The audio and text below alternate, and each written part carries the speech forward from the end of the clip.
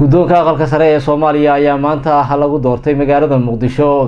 halkay doorashadaasi ka dhaceysay waxaa ku sugan wariyaheena Jaamacadda Baraani warbixintaana halkaas nooga soo diray aqalka sare ee Soomaaliya oo isagu kuba cusub dalka ayaa maanta doortay guddoonkiisa waxa ay doorteen guddoomiye iyo laba ku-xigeenka koowaad iyo ku-xigeenka labaad waxa ay ahayd doorashadu mid codbixintu qarsoodi tahay markii hore waxa ay doorteen cidda noqonaysa guddoomiyaha oo ay ku tartameen xildhibaanada kala ahaa Mustafa Maxamuud Qodax iyo Cabdi Xaashi Cabdullaahi waxaana guddoomiye ku guuleystay Cabdi Xaashi Cabdullaahi oo helay 43 cod waxaan leeyahay waad mahadsantihiin saaxiibkayna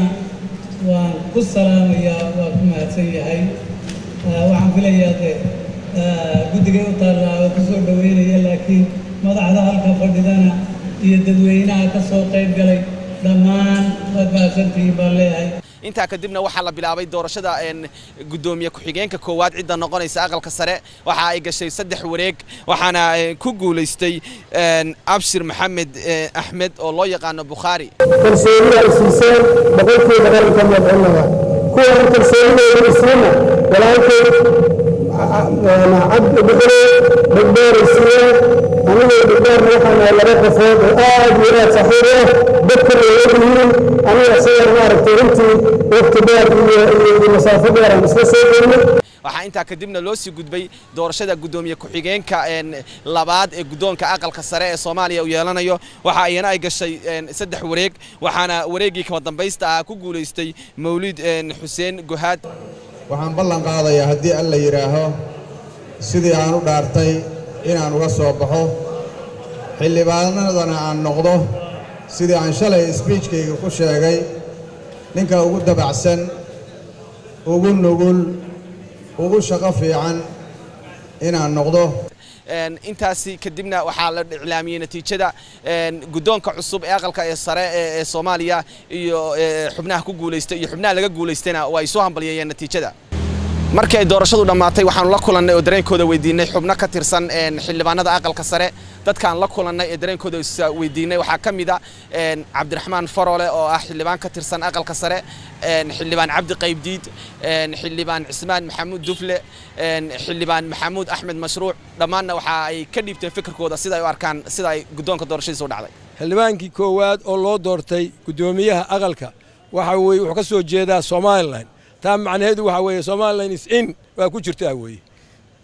wixii ka dambeeyay waxba ku dari maayo laakiin xogaa waa jira dib baan looga wada hadli doonaa maantay waxa dhameystirmay hogaankii aqalka sare ee dawladda federaalka oo halkan gudoomiye ku-xigeenkii koowaad iyo gudoomiye ku-xigeenkii labaad wuxuuna ku dhamaaday si wanaagsan musharaxiinta kii guuleystay kii lagu guuleystaba sida iskugu hambalyeynayeen iskugu ereeyeen wanaag ah isoo dhaweena waa iyadana waa mid kale oo runtii ku deesho mudan aad iyo aad hawsha u taala marka aqalka sare waxa ogtiin waa aqal aad iyo aad ku cusub wadanka laakiin muhiimad gaar ah leh xagga ama shuruuc dejintii ama shuruucdii ay soo dejiyeen baarlamaanka ama aqalka yani muxuu ahayto golaha shacabka ayuu qaabilsan yahay marka saas awgeed hawlo baaxad leh u taala runtii waxaan u arkaa inay tahay guul rag habboon oo shaqadana ka soo bixi karaan u arkaa Mawlid iyo guddoomiyaha iyo guddoomiye xigeenka intaba waxaan u arkaa inay yihiin dad shaqada ku habboon maantana runtii waa maalin taariikhi ah oo ay aqalka sare ay ku guuleysteen inay soo xulaan guddoonkii oo guddoomiye xigeen koowaad iyo guddoomiye xigeen labaad guddoonka cusub ee la doortay ee ka kooban 3 xubnood ee uu yeeshay aqalka sare ee Soomaaliya waxa uu shaqada kala wareegayaa guddoonkii ku beelgaarka ah ee aqalkaasi u lahaa